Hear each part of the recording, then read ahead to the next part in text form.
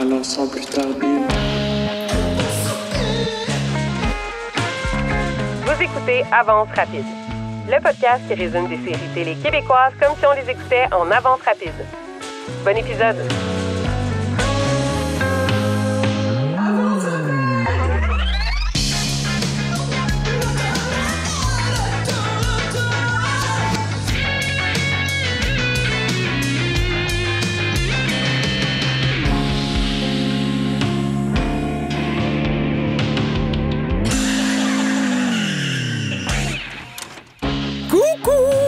C'est encore moi, Josiane Aubuchon, la déléguée syndicale du terroir.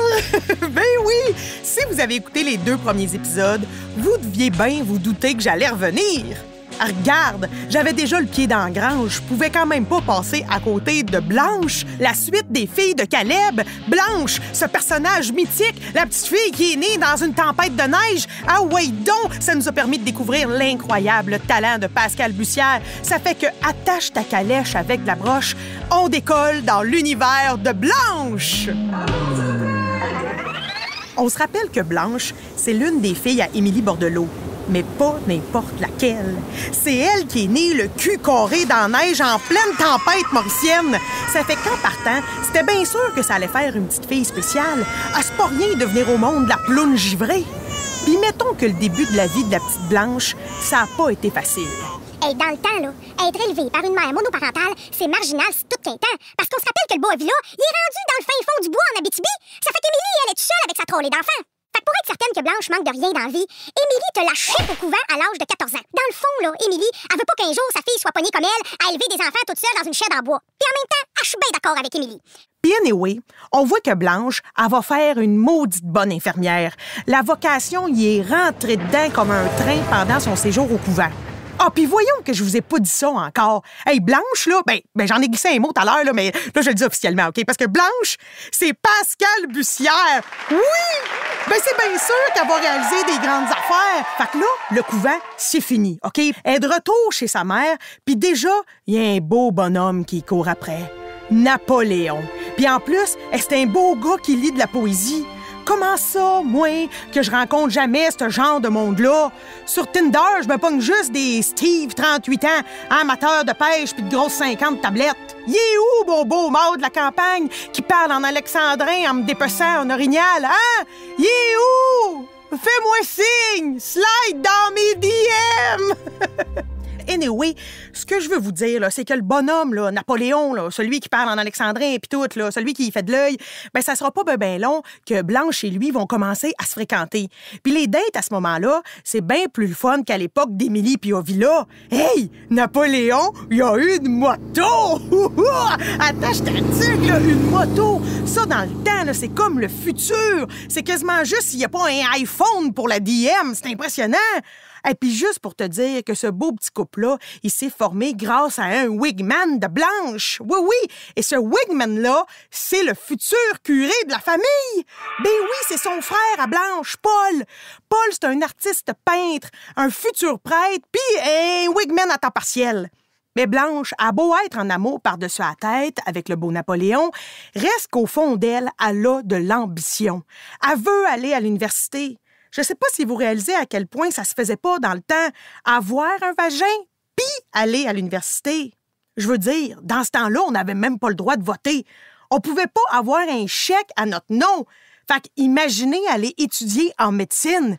Le curé leur disait « Une femme qui sait faire un bon gâteau vaut plus qu'une femme qui sait réciter ses formules d'algèbre. » Hey, le curé, ta femme tue, ta gueule! Voyons donc!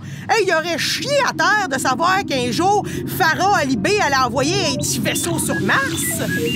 Fait que mettons que la demande de fiançailles de Napoléon, elle fonctionne semi avec les plans de carrière de Blanche. Ça lui tente-tu vraiment, cette vie-là? Garde, elle se lance, elle se dit de la merde. Ben oui, je veux me marier. Elle assume. Mais là, en entendant la noce, Blanche est vraiment dans le jus. Écoute, ça déborde, là. Du vrai jus, là. Je te parle pas de faire des centres de table à mitaine. Non, non, non, non. Des vrais gros ouvrages parce que son frère, là, Paul, son wigman, ben imaginez-vous donc qu'il est sur le bord de mourir. Ben oui, Ben, il est malade, là, tu sais, malade en 1920, hein? Tu vois-tu le genre? Je le sais pas, moi, c'est quoi la maladie? Je le sais-tu? La grippe, la tuberculose, la coqueluche, garde, dans ce temps-là, c'était toute la même affaire, OK? Mais comme Blanche, elle a la vocation d'infirmière qui coule dans les veines, on dirait qu'elle sait automatiquement quoi faire pour essayer de sauver la vie de son frère. Sauf qu'on va se le dire, les techniques de médecine à l'époque, c'était pas la grosse affaire, hein? Une fenêtre ouverte puis de la neige sur le chest, ça a quand même ses limites. Ça fait que là, pas le choix. Faut qu'elle l'amène, son frère Paul, jusqu'à l'hôpital de Trois-Rivières. Puis là, gadon ladon, le médecin de son frère, c'est une femme! Oui! C'est comme si Blanche, là, à un moment donné, elle a une épiphanie. Elle réalise qu'une femme médecin, ça se peut. Et là, Blanche, elle vire groupie, ben raide. Elle capote, là. Elle vient de réaliser ça. Puis je comprends qu'elle est toute impressionnée parce que la femme médecin, elle c'est pas n'importe qui. C'est Élise Guilbeault! Puis là, je vais me permettre de vous faire une petite parenthèse ici, là. Tout ce beau podcast-là, ça vient pas juste de moi, là. Il y a aussi Catherine Clich. C'est elle qui écrit les textes, puis après ça, moi puis les autres humoristes, on jazz ça, on met ses mots dans notre bouche, puis on s'amuse. Mais là, Catherine, elle m'a parlé d'une affaire que moi, j'avais jamais remarqué, mais que pour elle, c'était là, évident, ça lui sautait aux yeux, parce que Catherine, en tant que bonne lesbienne, elle a remarqué qu'il y avait une incroyable tension sexuelle entre Blanche puis la belle docteur. Comment ça que moi, j'avais pas vu ça avec mes vulgaires yeux d'hétéro? Puis en même temps, avec le recul, je dois avouer que je pense que Kat, elle a pas tort. C'est juste moi qui a pas vu les signaux. Mais maintenant que je t'avertis, ouh là là que je catch, hein? Un verre de scotch, une petite musique feutrée, une discussion féministe, des regards profonds. Fuck! J'avais rien vu de ça! C'est capoté comme je ferais une mauvaise lesbienne. Je suis complètement désolée, la gang. Puis là, toute cette affaire-là, là, de son frère malade, de tension sexuelle, toute la patente, c'est venu jouer dans la tête de Blanche. Fait que soudainement, elle revient sur sa décision. Puis là, ça y tente plus de se marier. Anyway, on dirait qu'elle avait un peu pris la décision sur un coup de tête, tu sais. Fait que là, non, elle veut passer à d'autres choses. Je pense pas que c'est parce qu'elle a réellement eu un kick sur la médecin, mais plus parce qu'elle a réellement eu un kick sur la médecine. C'est décidé. Elle veut aller faire sa médecine. Fait que, ben, fuck Napoléon, là. Fuck you, mon gars. Tu te crosseras. Fait que, anyway, on revient à Blanche pis ses grands projets de futur docteur. Là, t'as bien beau arriver à Montréal avec tes petites valises, tu rentres pas dans la faculté de médecine vite de même. Faut comprendre que aller à l'université quand t'es une femme, c'est un peu comme faire son coming out en 1983. Tu sais, tu peux le faire, mais ça se peut que le monde te juge. Même sa grande sœur, là, à Blanche, une femme d'affaires qui possède sa propre boutique de vêtements dans la grande ville, elle a l'air méga surprise de cette décision-là. Elle trouve ça bizarre que sa sœur s'en aille à médecine. Même son mari, là, le mari de la sœur de Blanche, dans le fond, son beau-frère, qui se trouve bien drôle, il regarde Blanche puis il dit « Une femme en faculté de médecine? C'est quoi la prochaine affaire? Vous allez rentrer dans les tavernes? Hey! Déjà que vous avez le droit de fumer la cigarette, j'ai un gros pénis! » Vous voyez, les beaux-frères, avec le temps, ça s'améliore pas tout le temps. Mais c'est ça. Il n'y a pas rien que le mari de sa sœur qui pense de même, là. Non, il y a aussi toute la gang de petits baveux de la faculté de médecine. Hey, ils ont toutes l'air d'aller à McGill puis de sortir sur Crescent. Je peux te dire à quel point j'ai jailli, moi. C'est exactement le genre de monde auquel je m'identifie pas. Puis Blanche est comme moi. Elle aussi, elle s'identifie pas à ce monde-là. Puis anyway, tant moins que Blanche, Christy qu'on parle pas assez bien en anglais pour aller sur Crescent. En même temps, pauvre Blanche, hey, c'est pas un gros char, son plan, là. Elle a apporté en ville rien que son diplôme de broderie. Je comprends que ça peut faire de toi une fille bien habile pour coudre des plaies, mais regarde, aide-toi un peu, Blanche, là. Essaye de te trouver des diplômes de quoi? Ils ont déjà tout un bac en sciences, puis toi, t'arrives avec la preuve que t'es capable de broder des fleurs sur tes napkins. Tu sais, je veux pas te juger, mais ça se pourrait que le directeur de la faculté soit pas bien impressionné. Puis évidemment, c'est le cas. Ben oui, elle va le voir, puis lui, là, imaginez-vous donc qu'il lui propose, plutôt que d'aller à la faculté de médecine, il lui propose d'aller à l'Institut des arts ménagers. Wouh! Hey, ça donne-tu assez envie de se battre, ça? J'ai aucune idée de ce qu'on enseigne là-bas, mais j'ai vraiment le feeling que t'apprends pas à gérer des fractures ouvertes et des poumons perforés. Non! Je pense plus que t'apprends à manier la balayeuse avec une main de fée. Pas le même projet, là. Mais est-ce que Blanche va se laisser abattre par cette proposition d'Institut des arts ménagers? Oui, à ce moment-là, elle se laisse aller. Elle pense qu'elle va être pognée pour finir sa vie comme secrétaire, tu sais. Dans le temps, les filles apprenaient la sténographie à grands coups de règle derrière la tête. Regarde, le rêve ou quoi? Mais tu sais, des fois, la vie t'envoie des signes, puis il faut que tu les écoutes. Puis c'est ça qui se passe à ce moment-là de la série. Un jour, après une journée de cours de merde là, d'école de secrétaire, Blanche, elle passe du temps dans un parc où elle est supposée de s'occuper de sa jeune nièce, là, la fille de sa sœur puis de son beau-frère Cave, là, OK? Mais Blanche, moi, être franche avec vous autres, elle s'en crisse pas mal de la petite nièce parce qu'elle est ben trop occupée à zioter les infirmières qui pratiquent leur cours de bandage dans le parc. Ça, c'est une phrase que je pensais jamais dire dans ma vie. Les cours de bandage dans le parc. En tout cas. Fait que bref, Blanche, là, elle est bien occupée à regarder ailleurs. Ben, bout de vierge, vu qu'elle surveillait pas la petite énervée, là, sa nièce, ben la niaiseuse est allée se baigner dans la fontaine du parc, tu sais. Puis là, c'est une fille complètement random qui est allée la chercher. Faut pas qu'elle aille se nailler, là, la petite nièce nounoune. Puis cette fille-là qui est allée la sauver, dans le fond, c'est Marie-Louise. C'est Pascal, mon petit, qui la joue. Puis pour vrai, je serais prête à tout donner pour que cette fille-là existe pour vrai. C'est vraiment le genre de chum de femme que tu veux dans ta vie. Mais bref, Marie-Louise a dit à Blanche que là, elle s'en va s'inscrire à l'école d'infirmière. Elle vient sauver sa nièce, il jase un petit brin, puis elle lâche ça comme une bombe. Ça n'a pas pris plus de temps pour que, paf, il y ait une amitié incroyable qui commence à se développer entre Blanche et Marie-Louise. Deux filles passionnées par les soins, par l'infirmerie. Puis là, vu que Marie-Louise a tout mouillé ses souliers, là... Ses souliers. Oui, moi, je dis souliers. C'est ça, l'affaire. Je mets un Y. Je sais, ma mère, elle m'a souvent dit, Josiane, en public, dis pas souliers. Pour t'aider, dis chaussures. Mais regarde, là, moi, je suis juste dans un petit studio. Fait qu'il y a pas personne. Je l'oublie, le public. Fait que je dis souliers. Fait que là, Marie-Louise a tout mouillé ses souliers parce qu'elle a sauté là, dans la fontaine pour aller sauver la petite Chris de nièce. Fait que là, elle a bien beau dire à Blanche qu'elle s'en va s'inscrire à l'école d'infirmière, elle se sent quand même niaiseuse de y aller avec des souliers tout mouillés. Fait que là, Blanche, elle a un flash. Puis elle décide, pour la remercier, de lui donner ses propres souliers secs pour qu'elle puisse aller s'inscrire à l'école. Et là, je sais que ça a l'air de rien de même, mais c'est tellement un beau geste. Donner ses souliers! Hein? J'ai bien prononcé le L. Souliers! Fait que qui c'est qui arrive direct dans le hall de l'école avec des souliers tout trempes? Ben oui, c'est Blanche. Elle s'en vient s'inscrire. Elle s'est laissée inspirer par sa nouvelle amitié avec Marie-Louise. Puis regarde, là, je te ferai pas attendre plus longtemps. Prépare ta bouteille de champagne parce que wouhou! Blanche puis Marie-Louise sont acceptées à l'école d'infirmière. Champagne shower! Champagne shower! Les deux filles s'en vont fêter sur Crescent! Wouh! Fait que les études vont bon train, là. Il y a beaucoup de pratiques sur le terrain, puis elle s'occupe surtout d'une patiente qui est dans le coma depuis 8 jours. Tout le monde attendait rien qu'elle respire plus, puis que bang bang, ah ouais, à la morgue, on passe au prochain. Sauf que Blanche, elle est sûre et certaine que la madame va se réveiller. Puis ben vierge, un bonjour, la bonne femme, elle serre la main. Le médecin en résidence, lui, dit que c'est du niaisage, c'est juste un spasme. Fait que Blanche, elle se dit non. Moi, je le sais qu'elle va revenir, cette femme-là.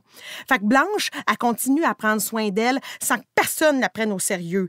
Puis maintenant, au bout de 20 jours de coma, ben la femme est réveillée. La femme est en vie. She's alive! Puis qui c'est qui prend tout le crédit à partir de ce moment-là? La crise de médecin en résidence qui croyait pas Blanche. Ben oui, évidemment, parce que les femmes, on sait bien, on est toutes des connes. Hey, ça me met en beau joie le vert, j'ai chaud. Maudit médecin en résidence, j'aurais le goût de le frapper avec mon char. Heureusement, c'est pas tous les hommes qui sont vilains, hein? Une chance, il y a Paul. Paul, on s'en rappelle, hein? Le frère de Blanche, le wigman. Comment ça, donc, il veut devenir prêtre? Me semble que c'est le seul qui a de l'allure, il est smart au bout. En plus, là, Marie-Louise est en train de pogner un solide kick sur lui. Puis comment je te dirais bien ça? Un prêtre, là, ma belle Marie-Louise, ça fait pas des enfants forts. Surtout que lui, Paul, il est tout le temps malade. Il est tellement malade que c'est même rendu qu'il s'est fait mettre à la porte du séminaire parce qu'il était pas assez en forme. Hey, quand t'es pas assez en forme pour porter une soutane puis lire la Bible, misère, je gagerais pas sur toi. Mais à date, malgré tout ça, tout le monde tient bon. Regarde, Marie-Louise est en amour, Paul est blême, mais il est bien heureux. Blanche capote bien raide sur ses études. Je vous raconterai pas la fois que Blanche elle a dû préparer un mort puis que le cadavre a fait un bruit dans le genre... pendant qu'un des médecins faisait des commentaires déplacés sur la beauté de la madame morte. Oui, hein? Vous êtes pas sûr de ce que vous venez d'entendre, hein? Ben oui, Blanche, là, elle est avec un cadavre, puis le cadavre a fait... Puis un docteur, un peu nécrophile sur le bord, qui disait que la madame morte était chaude. Bon, pense qu'il est temps qu'on change d'épisode. Mine de rien, les études avancent vraiment bien, puis les filles, là, Marie-Louise puis Blanche, vont graduer d'ici 6 mois. En attendant, les deux, elles se font la promesse de fêter leur graduation ensemble autour d'un verre de champagne, puis d'un jour aller travailler ensemble aux États-Unis, dans un gros hôpital super bien équipé. Ah ouais, donc, moi, je trouve ça beau, c'est des projets ambitieux. Les deux filles se font une belle promesse, sauf que là, un matin, pendant que Blanche se fait cruiser par 2 médecins en même temps, Paul débarque à l'hôpital. Paul, là, son frère toujours malade, il débarque, mais là, il a le teint encore plus blême que d'habitude. Autant pour le cruisage des 2 médecins sous Blanche que pour la face de Paul, j'ai rien qu'une chose à dire. Houpelaï! Ilala! On va mettre les beaux médecins en stand-by, puis on va s'attarder au beau Paul 2 secondes. Parce que là, Paul, ilala qu'il va pas bien pantoute. Il a l'air complètement dépassé. Et là, il annonce à Blanche qu'il a le diabète! Je sais qu'à cette heure, si c'est bien soigné, c'est pas grand-chose, mais regarde, dans le temps, tu pouvais mourir si t'éternuais trop fort. Fait que là, quand t'apprends cette nouvelle-là, ça va mal à la chope. Tout de suite, Blanche, elle essaie de le rassurer, pis gars, il est pas fou, le beau Paul. Il est blême, mais il est pas fou. Il a beau essayer de se faire consoler, il sait qu'il risque de devenir aveugle puis de mourir avant l'âge de 35 ans à cause du diabète. Ça fait qu'à cause de tout ça, le séminaire veut même plus le garder. Il pourra jamais devenir prêtre parce qu'il a le diabète. Puis tu sais, qu'est-ce que ça fait un gars quand ça va pas bien dans tout cet univers-là, hein? Ben, ça s'en va pour le bois. Ben oui. Ah oui, il y en a Abitibi, le beau Paul. Blanche a fait tout ce qu'elle peut pour essayer de le convaincre de rester, mais lui, c'est décidé. Il s'en va. Il prend le train demain matin pour aller dans le pays de la mouche noire. Hey, la face de Marie-Louise quand elle va apprendre ça. Pauvre petite! Prise de panique ben raide, Marie-Louise, elle laisse Blanche toute seule avec les patients, puis elle part après Paul. Pauvre petit cœur, Marie-Louise est tout à l'envers. Elle arrive, là, elle est juste sur le bord, là, avant qu'ils partent, là, pour partir dans le train. Tu sais, il est comme dans un espèce de petit café, là, à côté. En tout cas, elle se plante drette devant, puis elle commence à le supplier de pas partir. Elle dit qu'elle est en amour par-dessus la tête avec, qu'elle rêve à toutes les nuits, qu'ils s'embrassent, puis qu'elle serait prête à passer sa vie à s'occuper de lui. C'est déchirant, là. Moi, il n'y a personne qui m'aime de même. Marie-Louise, elle met toutes ses tripes à la table, mais Paul, lui, là, non. Il est convaincu qu'il doit partir. Les deux sont là, ils se regardent, là, ils ont les yeux dans l'eau, la gorge en moton, les petites mains moites, là. Le train de Paul, il part dans 1 minute, là. 1 minute, là. Fait que, tu sais, Paul, il est un peu réceptif à tout ça, même s'il est convaincu qu'il faut qu'il parte. Il broye un peu, il a guédille au nez. Puis là, il demande à Marie-Louise de y écrire quand même. Il a envie d'avoir de ses nouvelles. Puis lui, en échange, il laisse sa montre de poche en guise de souvenir. Je trouve ça, c'est beau. Je suis sûre que vous m'écoutez puis vous dites, coudonc, elle vit donc bien ses émotions. Mais c'est parce que moi, je le sais, c'est quoi la suite. Je sais qu'est-ce qui s'en vient. Fait que checkez bien ça, OK? Marie-Louise, elle a la larme à l'œil. Elle quitte la gare de train. Fait qu'elle garde sa montre. Mais là, à un moment donné, elle traverse la rue. Là, en quittant, elle se rend compte que, voyons, elle vient d'échapper la montre de Paul. Fait que là, elle se penche pour la ramasser. Puis au même moment où elle se penche, mais là, pouf! Elle se fait fesser dedans en pleine face par un char!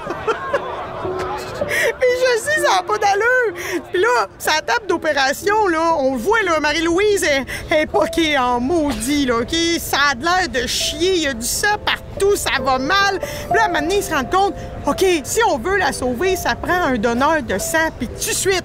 Fait que qui c'est qui se porte volontaire? Blanche, évidemment! Christy Dado, hein, sont compatibles. Ça, c'est le gars des vues. Le gars des vues, c'est là que ça se passe, OK? Mais là, je vais vous avouer que moi, je m'attendais pas vraiment à ce genre de technique-là pour les dons de sang. Moi, je pensais qu'elle allait prendre le sang de Blanche, le mettre dans une petite poche, puis après ça, je soignais à Marie-Louise. Mais ça a l'air que c'était pas vraiment de même que ça se faisait dans le temps. Non. Eux autres, là, ils ont plugué direct Blanche dans Marie-Louise. C'est bizarre à dire.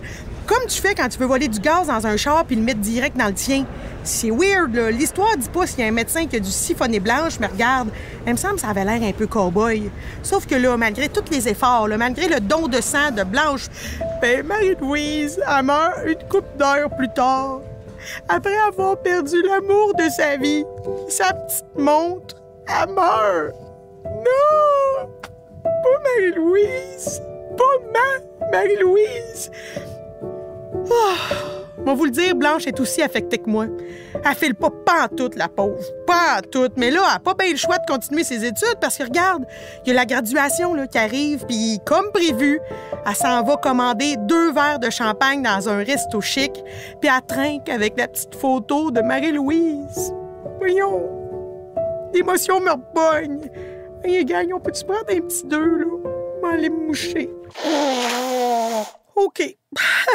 J'ai bu un grand verre d'eau, me suis mouchée, j'ai appelé ma mère. Ça va mieux. OK? On repart. Parce que là, Blanche est officiellement infirmière, puis c'est rendu qu'elle date un des médecins qui a cruisé à l'hôpital, un dénommé Pierre. Ça, c'est un beau grand brun moustachu. Pas mon genre pantoute, mais regarde, je comprends son intérêt, c'est un bon parti.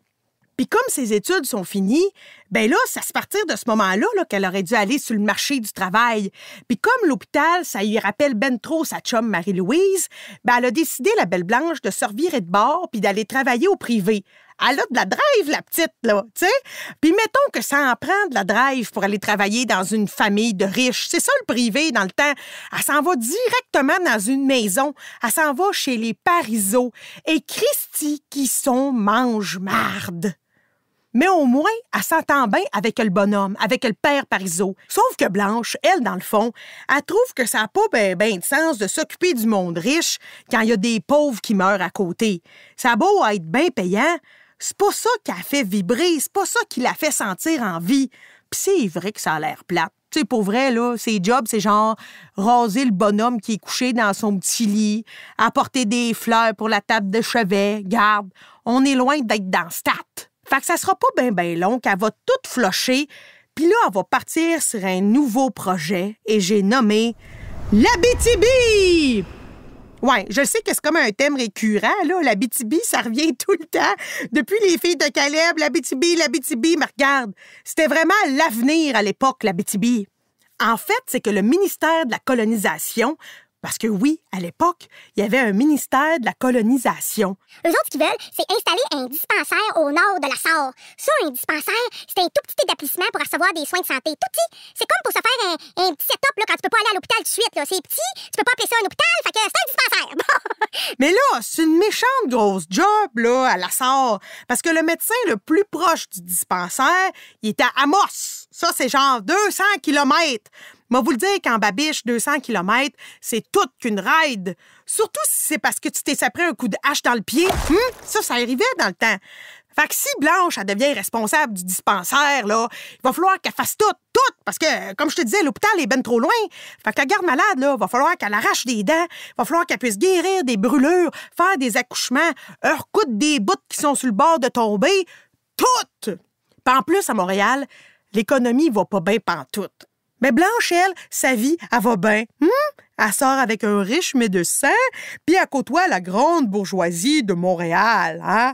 Mais ça, c'est pas pantoute la réalité du peuple. Puis Blanche, elle est comme moi, c'est une fille du peuple. Started from the bottom, now we're here! Ouais, ça, c'est le bout difficile, là, parler en anglais.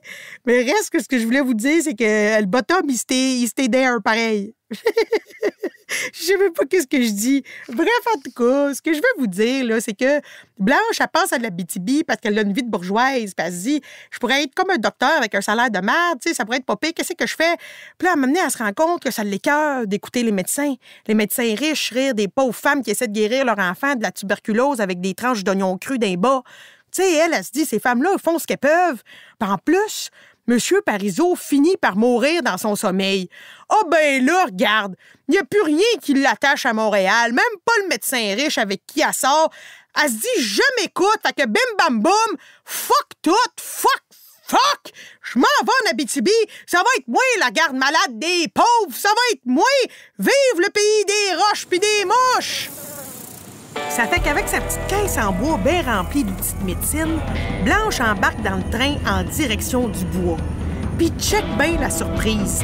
En cours de route, la belle Émilie Bordelot, sa maman, bien grisonnante, arrive toi chose. Elle est rendue vieille puis un peu maganée, mais elle a toujours le même regard doux. Puis là, c'est les bras pleins de mitaines puis de foulards puis de plein de bas tricotés puis plein de patentes de fête à la main en laine. Elle vient porter ça à sa fille pour la protéger du fret comme elle peut. C'est assez cute. Mais là, le temps presse parce qu'il faut que le train reparte. Fait que là, la belle Émilie, il faut qu'elle s'en aille, mais elle est assez contente de voir que sa fille fait ce qu'elle aime dans la vie. Ça la touche au bout de voir que sa fille, elle fera pas les mêmes erreurs qu'elle. Mais là, tchou! Faut embarquer, le train part! Fait qu'Émilie quitte sa fille, puis Blanche s'en va vers l'inconnu. En débarquant du train, Blanche comprend assez rapidement qu'elle est arrivée à bon port parce que Christy qui neige! Hey, c'est fou dans la tête! À Montréal, il n'y avait pas un flocon, puis là, c'est une immense bordée. Avec son petit chapeau rouge, elle traverse la foule là, à la gare, puis tout de suite, il y a un bel homme qui attire son regard, grand, mystérieux, un peu baveux, tu sais, juste assez, pas coquille, juste sexy, là. Puis en plus, il a l'air de bien connaître ça, lui, le bois, ça y fait quelque chose, tu sais, mais en même temps, elle n'a pas de temps à perdre avec les beaux yeux du belâtre. Oh non! Parce que là, elle vient juste de débarquer, puis tout de suite, son frère puis sa sœur, Alice puis Émilien, s'en viennent la chercher. Hey, moi te le dire, ça fait 10 ans qu'elle les a pas vus, là, Blanche. Son petit frère et sa petite sœur, ils ont changé. Nous autres, on les avait vus. Pouf, ça fait un bout, là, ils étaient tout petits, les filles de Caleb. Moi, vous le dire, moi-même, ça me prend un bout avant de les replacer. Blanche est contente de les voir parce qu'elle a besoin d'eux, parce qu'il faut qu'elle se rende à l'évidence. Aujourd'hui, Blanche s'est rendue une petite fille de la ville. Elle sait pas grand-chose sur les grands frettes de l'Abitibi. Fait qu'Alice la prépare pour être confortable dans le bois. Hey, le look que ça y donne, c'est malade. Fini les jupes et les grands robes. À cette heure, c'est des pantalons d'homme puis une chemise carottée. C'est fait pour le bois. Elle est habillée pareil comme quand moi. Je m'en vais faire du 4 roues. Je suis Blanche, la gang! Wouhou! On est pareil! Blanche est prête à commencer sa job, puis c'est un genre de gros snowmobile fermé avec des chenilles qui vient à chercher. Puis le bonhomme qui est dans un gros snowmobile, là, c'est Monsieur Duhem, un bonhomme qui emmène bien large en Abitibi. C'est lui qui va amener Blanche jusqu'à Grand-Bois. Ça, c'est une ville, ça. C'est pas une expression, là. C'est vraiment le nom de la ville, Grand-Bois. Puis d'ailleurs, c'est fou, raide, la vie dans le bois à l'époque. Hey, t'arrives là-bas, t'as rien. Tu défriches, tu construis ta maison, puis tout ce qui te reste à faire, ben c'est d'espérer de pas crever là. Nous autres, on est là, on chiole ces planchers tout croche dans les apparts sur le plateau. Hey, moi vous dire que le plancher du shack construit en plein hiver, ça devait pas être ben d'équerre. Puis t'étais mieux d'aligner comme faut ton poêle à bois avec la pente, parce que sinon, moi te le dire, t'allais crisser le feu direct après le premier chauffage. Puis là, y a pas d'épicerie, y a pas d'école, y a même pas de route, y a rien! C'est le trou de cul du monde où les gens espèrent juste pouvoir se construire un pays puis un jour se mettre riche. Dans le fond, c'est une terre d'espoir. Puis Blanche, ben elle s'en va là-bas pour sauver le monde. Hey, si c'est pas du courage, ça. Un coup que le snowmobile est arrêté, Blanche pense qu'ils sont enfin arrivés au dispensaire. Mais non!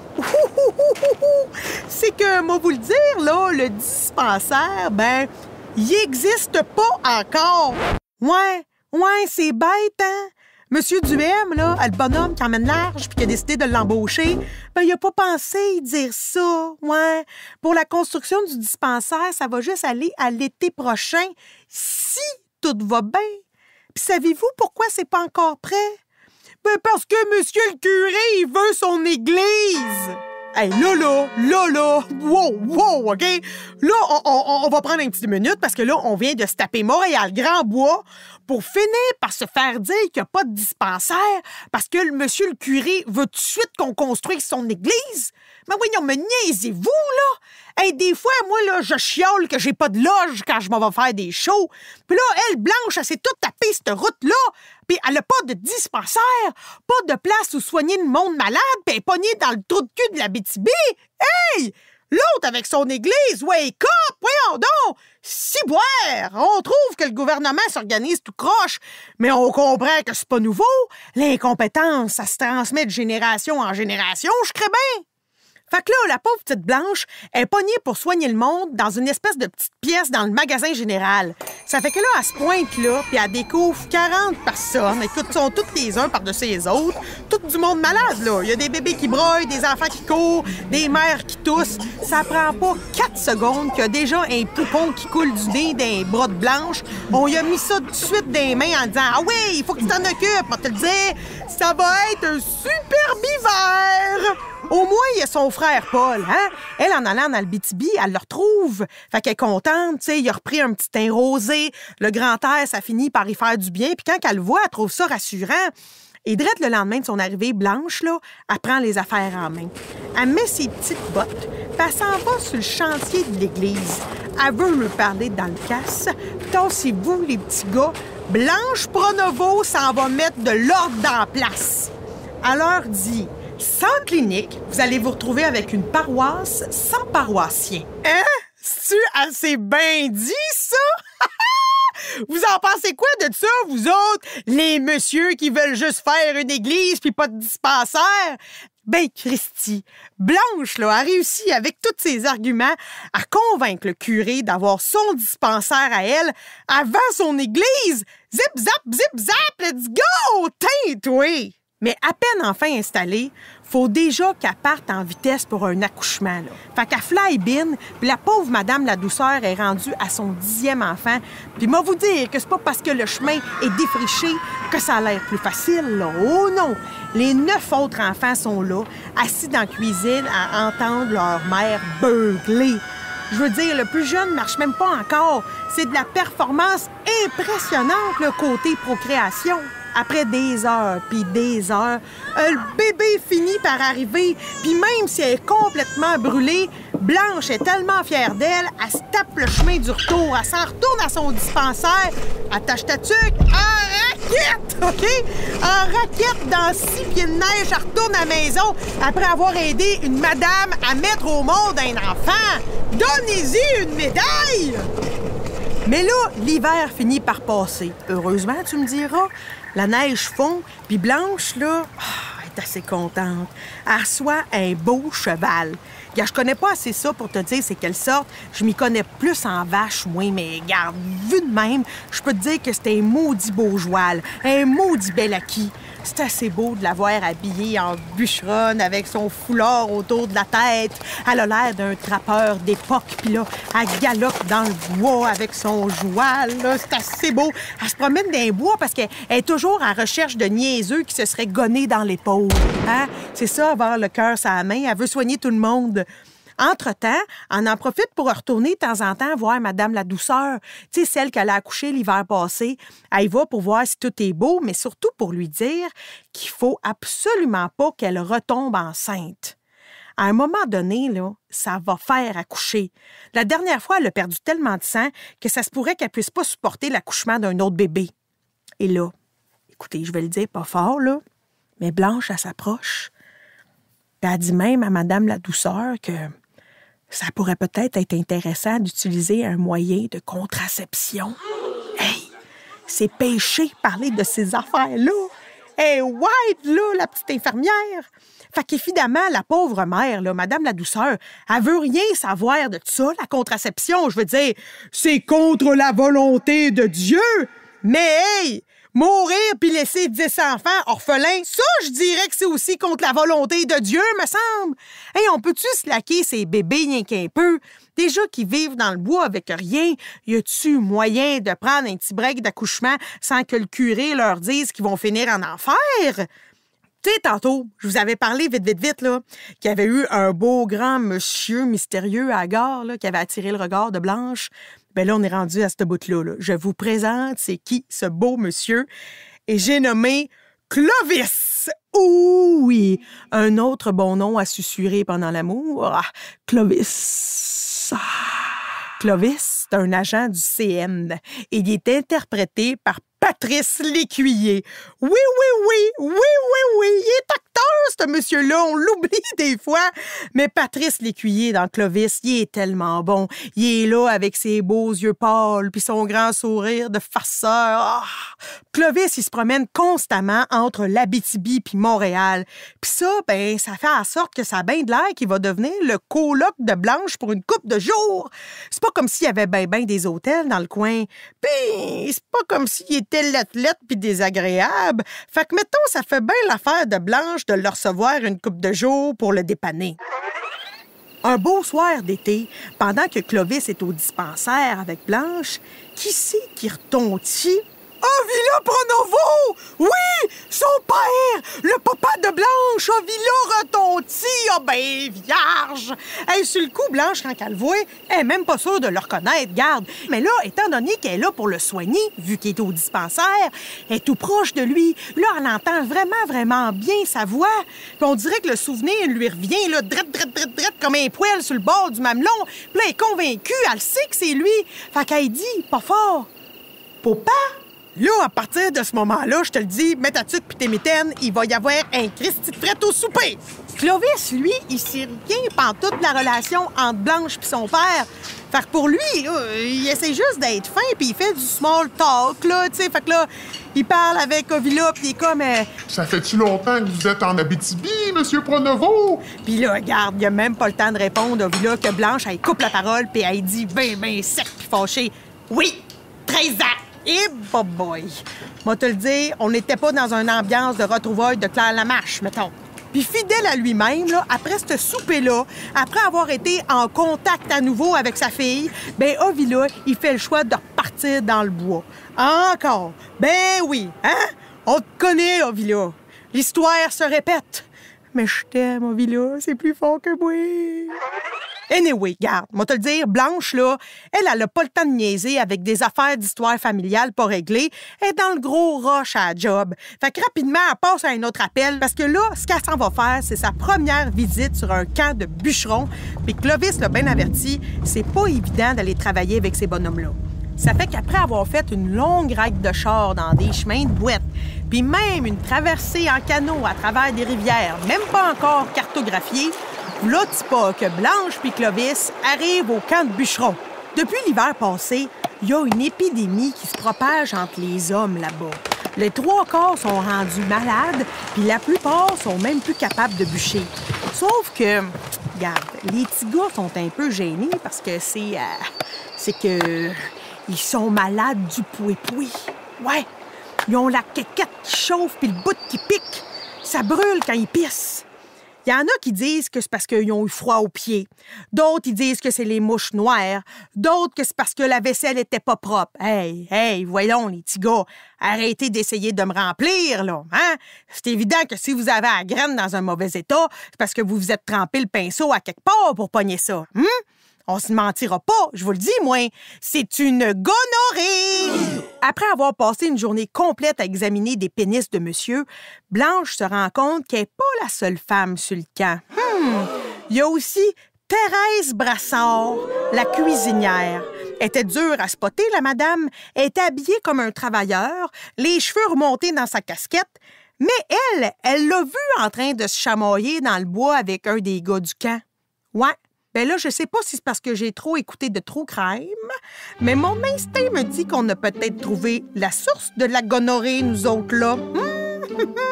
Donnez-moi un stage à la SQ, quelque chose. Je vois clair dans tout et tout de suite, moi, là. Drette le lendemain matin, Thérèse confirme mon hypothèse à Blanche. Ben oui.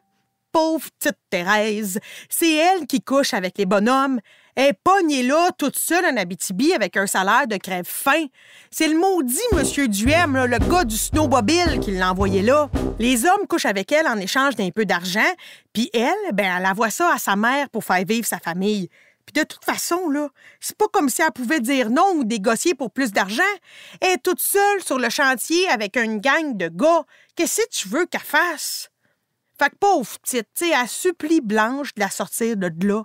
Elle demande à Blanche de l'amener avec elle, puis vous la connaissez, Blanche. Elle a le grand cœur, elle a le cœur sur la main. Elle peut pas faire autrement d'accepter. Fait qu'elle dans le canot avec Clovis puis Thérèse. On retourne au dispensaire. Rame, ma Thérèse, rame! Moi, pendant ce temps-là, je vous le dis, je suis paumée bien raide sur la petite tension amoureuse qui se développe entre Blanche puis Clovis. Sont même rendus à se tutoyer. Hey, ça vous chatouille pas d'un caleçon, ça, vous autres, gang? Hey, c'est cute, là. Fait que tout ça pour te dire que Thérèse s'est rendue l'assistante de Blanche. Une vraie de vraie assistante, là, dans le sens qu'elle fait des bandages, des plâtres, puis des affaires qui s'apprennent bien sur le tas, là, comme probablement enlever des échardes, puis s'occuper des pieds sales des messieurs. Monsieur Duhem, là, le bonhomme du snowmobile, là, lui qui est le propriétaire du chantier où les bûcherons travaillent, il est pas bien content de tout ça. Lui, là, Thérèse, il a payé 1 pièce par semaine pour qu'elle cuisine pour ses hommes. Puis là, on s'entend qu'elle faisait pas juste cuisiner. Lui, il était au courant de tout ça. C'est même lui qui avait tout orchestré la patente. Dans le fond, c'était un genre de pimp, OK? Sauf que Thérèse est wise. Elle l'a fait à croire là, qu'elle gardait l'argent pour l'envoyer à sa mère pour faire vivre la famille. Mais c'est pas vrai pantoute! Sa mère est morte depuis des années! Méchant scoop, hein?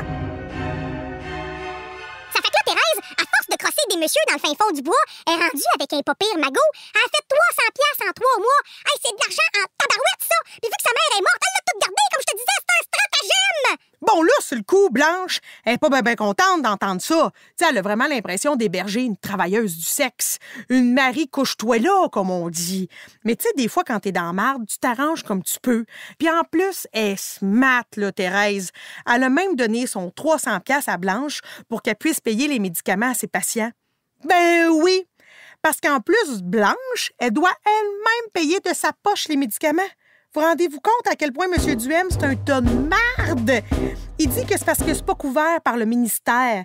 Mais tant qu'à moi, c'est pas vrai pantoute. Il doit tout se mettre ça dans les poches, les cœurs, hein? Hey, je le dirai jamais assez. Maudits hommes! Là, ça fait un petit bout qu'on n'a pas eu de nouvelles du beau Paul. Je vous en parlais pas vraiment parce qu'il se passait pas grand-chose. Mais là, ces affaires à Paul, ça commence à chier solide. Fait que c'est là que ça devient intéressant. Là, c'est un bout de plein d'action, OK? Il y a une tempête de neige, il y a du vent, puis tout ça, il va par là. Puis là, on voit Clovis qui arrive à la course au dispensaire. Pendant la tempête, là, il y a du vent. Fait que là, il se met à crier à Blanche. Faut que tu viennes suite à la cache! Ça, la cache, c'est le magasin général. Là, Blanche est comme, comment ça? Qu'est-ce qu'il y a? Puis là, lui, il dit, Ton frère, il est malade! Vite, dépêche-toi! Oh, d'accord, je fais vite. Je vais chercher ma trousse. Et là, ça y va, là. Est-ce que vous aimez comment j'ai interprété les personnages? Mais n'empêche que là, c'est pas drôle. Ouh là là, Paul va pas bien pantoute. Il est bouillant de fièvre puis il délire complètement. Il est même pas capable de reconnaître sa sœur. Hey, moi, là, je capote quand je vois ça. Je me dis, ça leur tentait pas d'aller chercher Blanche un peu plus tôt, me semble. Là, Paul, là, son pied est noir, complètement noir. La gangrène est après y monter jusque dans la jambe. C'est ça que ça fait, le diabète, quand on s'en occupe pas. Fait que prenez votre insuline, les enfants, OK?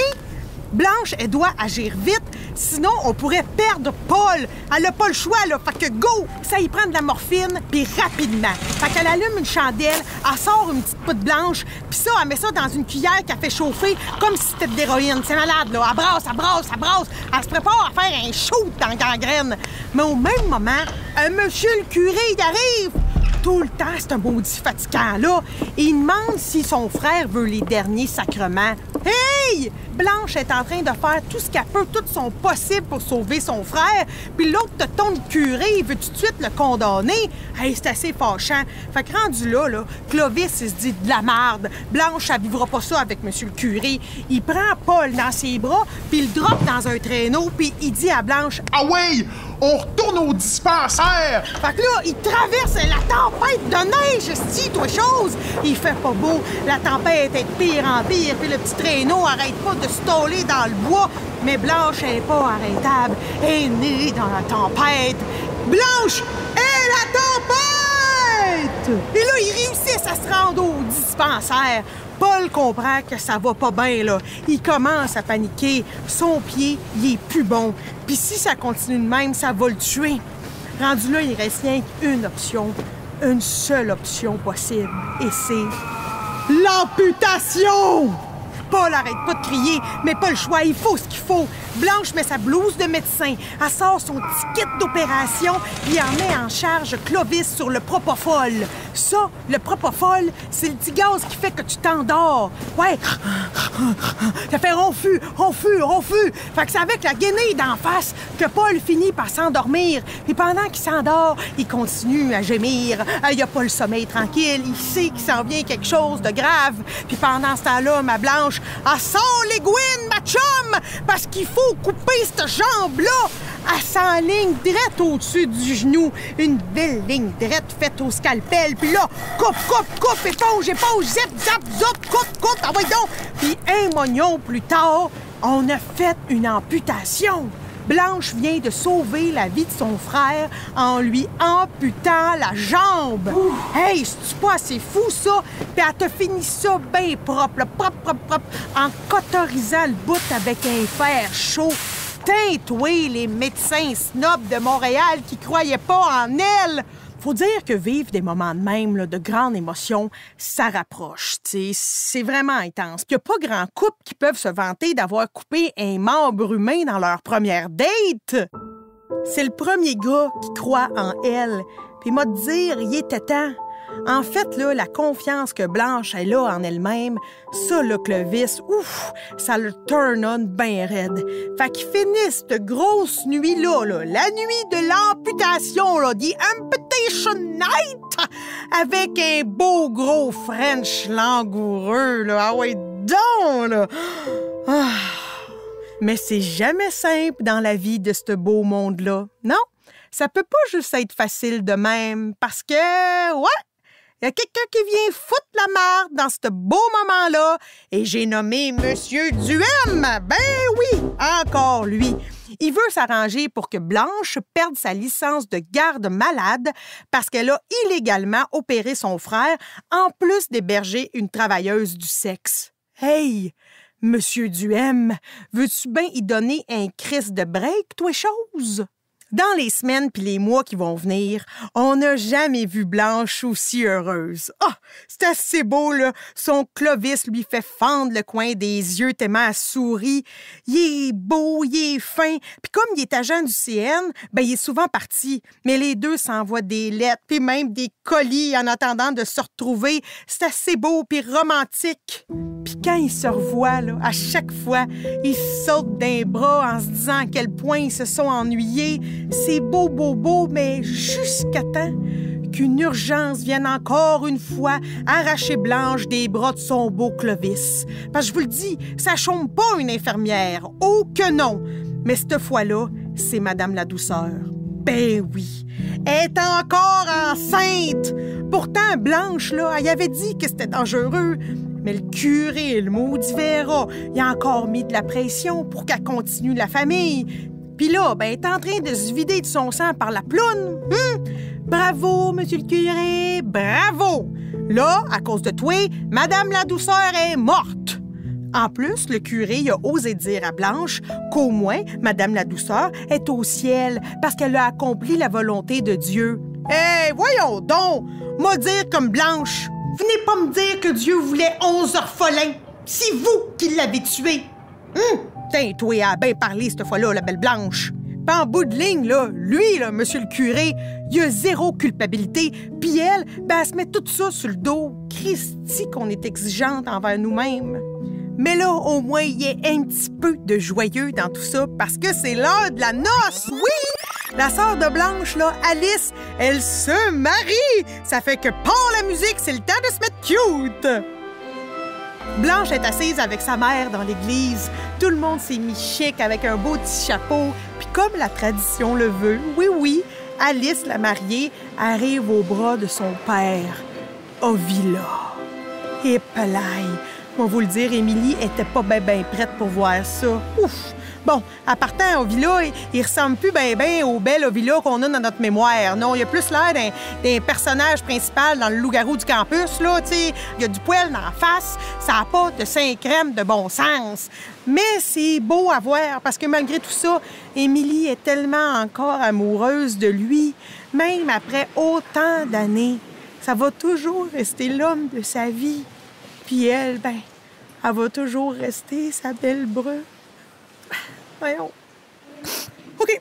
Thérèse aussi est amoureuse, elle aussi, à cette heure. Ben oui. Thérèse est tombée en amour avec Paul, le diabétique amputé. C'est assez romantique, leur histoire. Mais là, tu sais bien, hein, je vous l'ai dit tantôt, c'est jamais simple dans la vie de ce beau monde-là. Fait qu'encore une fois, M. Duhem vient tout fucker la patente.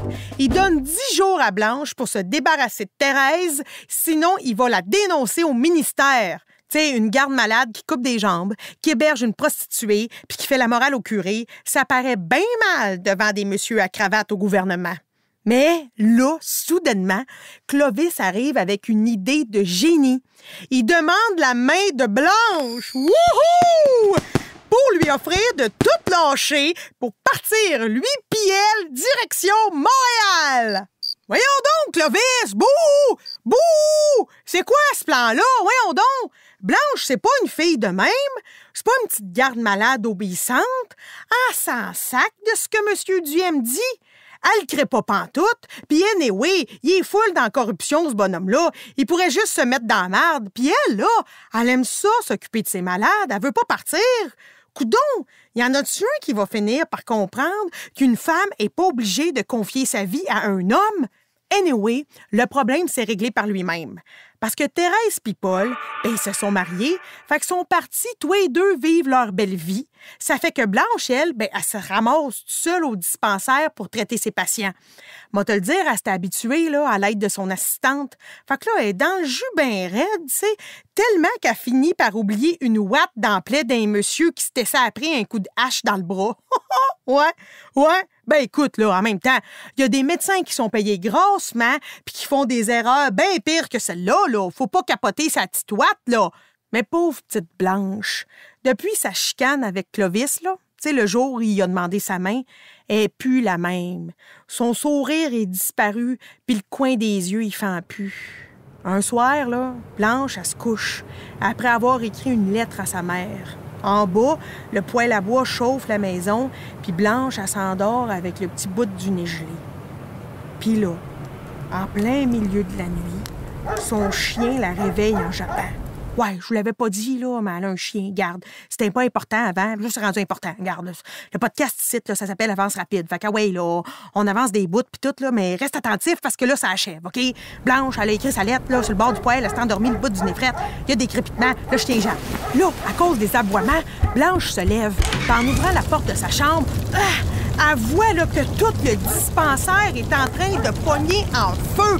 Mais solide, là! Elle se dit qu'il faut qu'elle bouge puis vite, sinon elle va virer médium saignant dans pas long. Ça fait que là, elle referme la porte, elle pète une fenêtre avec une chaise, elle pogne le chien, puis je vous jure, elle swing le chien par la fenêtre, puis ah oui, à cette heure, là, Blanche fonce, Blanche, elle sort, elle se garoche d'une traite, elle tombe du toit sur le premier étage, puis elle revole à terre dans un banc de neige. Je te le dis, elle est tellement sonnée, elle est même pas capable de se relever sur le coup. Puis pendant ce temps-là, l'incendie continue. C'est terrible. Les flammes dévorent le dispensaire. Blanche se traîne de peine et de misère vers le bois. Puis heureusement, les flammes attirent l'attention des habitants autour. Puis des bons samaritains viennent pour sauver Blanche qui est en train de virer en hypothermie, là. Hey, pauvre petit cœur. Pour vrai, c'est quand même intense vivre ça. Elle est poquée, mais elle est en vie. Puis tu sais, quand tu passes proche de mourir, là, ça se peut que tu remettes ta vie en perspective. Puis je pense que c'est ça qui est arrivé à Blanche. Dès qu'elle revoit Clovis, elle essaie de voir si ça se pourrait encore entre eux, mais oh boy, c'est pas évident, là. Monsieur est rendu ailleurs. Monsieur a bu sa peine pendant 3 jours, puis quand il s'est réveillé, pif, paf, pouf, c'est comme s'il s'était rien passé. Voyons donc, Clovis, voyons, entre toi et moi, là, comment tu peux oublier Blanche? On n'oublie pas Blanche. Personne n'oublie Blanche, OK? Ça se peut pas faire ça. Tu fais du déni, puis tu gères tes émotions en colon, Clovis. C'est ça que tu fais. Mais surtout, on n'oublie pas Blanche, voyons. En plus, là, le chien sale, il va la voir, puis il annonce que c'est la dernière fois qu'ils se croisent. Ben oui, parce que lui, là, il part pour la Gaspésie. J'ai fini mon travail ici. Ben oui, c'est le temps de passer à d'autres choses. Hey, mange de la marde, Clovis. Mange ma marde. Blanche est complètement à terre. Pour vrai, à ce moment-là, il n'y a plus personne qui la reconnaît. Hey, c'est rough, là. Elle vient de passer au feu puis de tout perdre. Puis là, elle se fait officiellement flusher par mon beau Patrice Lécuyer. Sauf que soudainement, rendu au soir, il y a comme une petite lueur d'espoir qui s'installe. Parce que Paul lui remet un cadeau que Clovis avait laissé pour elle. Ouais, bon, finalement, il n'avait pas l'air si indifférent que ça. Puis si jamais il l'aimait encore, peut-être qu'il voulait juste pas se faire de mal, peut-être qu'il croyait pas à tout ce qu'il disait, peut-être qu'il y a encore un peu d'espoir. Fait que Blanche, elle décolle en plein milieu de la nuit pour aller à la gare. Elle est rendue au petit matin, puis comme prévu, Clovis est là. Il s'en va prendre le train pour quitter l'Abitibi. Elle, tout de suite, elle part en courant, puis elle s'en va le voir pour le remercier pour son cadeau. Mais il reste fret, là. Pareil comme un popsicle 3 couleurs. Ben bête, il regarde, puis il fait juste y dire « Tu devrais pas te promener nu-tête. » Si, boire que t'as pas de manière, Clovis. En tout cas, Clovis, il monte dans le train qui est déjà en marche, pareil comme dans un film. Mais Blanche, elle se dit, je joue le tout pour le tout. Elle se met à courir, là, puis elle se met à crier, je t'aime, Clovis! Veux-tu m'épouser? Ah ben là, hein? Ça prenait rien que ça pour le starter. Le beau Clovis, il repogne la joie au cœur, puis il saute en bas du train pour aller sauter dans les bras de sa douce. C'est ça qu'il voulait. Il voulait rien que se faire courir après. Il voulait que sa Blanche, que la drive se démène pour le gagner, pour l'avoir. Elle voulait, et lui, il voulait. Il fallait juste qu'il se le dise. Fait que, ouais, on a sa star! Fait que voyez-vous, c'est le même que ça se termine, Blanche. C'est-tu pas beau? Encore une histoire d'amour un peu tout croche avec des amputations, des amitiés, le bois des mouches. C'est assez touchant. J'ai tout aimé de cette série-là. Ça m'a tellement marqué. J'ai eu envie de faire plein d'apartés pendant que je faisais le podcast, mais garde, il fallait que je me retienne. Mais je me rappelle encore du soir où j'ai vu pour la première fois la scène de l'amputation et j'étais en train de manger une clémentine. Et encore aujourd'hui, quand je mange une clémentine, j'ai comme un goût de sang qui me remonte dans la bouche tellement ça m'a marqué. Puis il y a une autre affaire qui m'a marqué de l'histoire de Blanche, que là, on n'a pas pris le temps de couvrir, mais je vais vous le dire. By the way, c'est dans Blanche qu'on découvre que Émilie, à la fin, est morte.